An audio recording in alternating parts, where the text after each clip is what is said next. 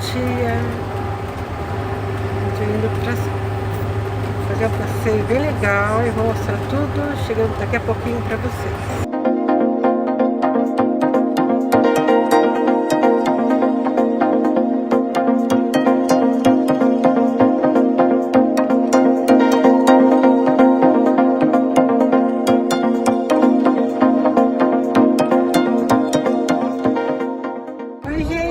Oi, gente linda! Já cheguei aqui em Joinville, agora a gente vai passar, a gente vai para o barco Príncipe, esse maravilhoso barco, e eu vou mostrar tudo para vocês. Esse barco era um barco pesqueiro, e agora ele ficou esse enorme barco, né? E a capacidade dele é para 417 pessoas, e tem um sistema flutuante, né? Embarcações flutuantes, e equipamentos inspecionados pela Marinha do Brasil.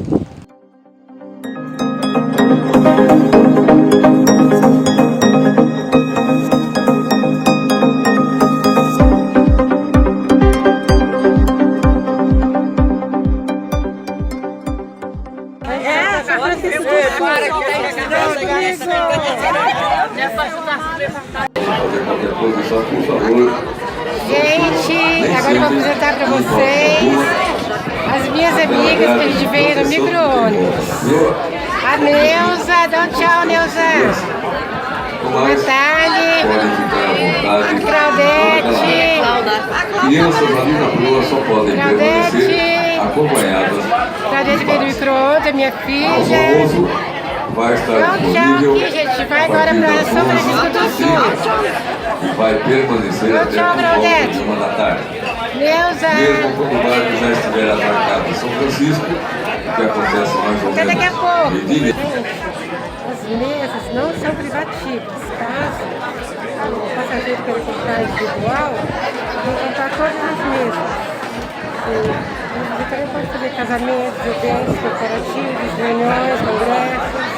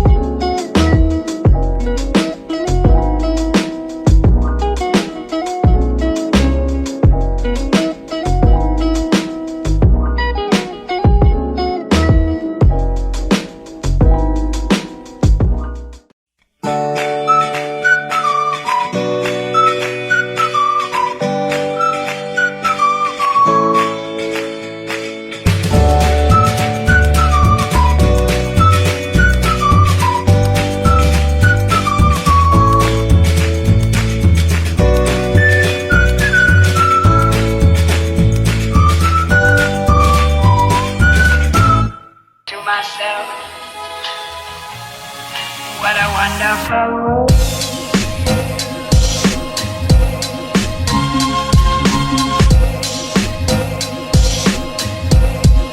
What a wonderful world.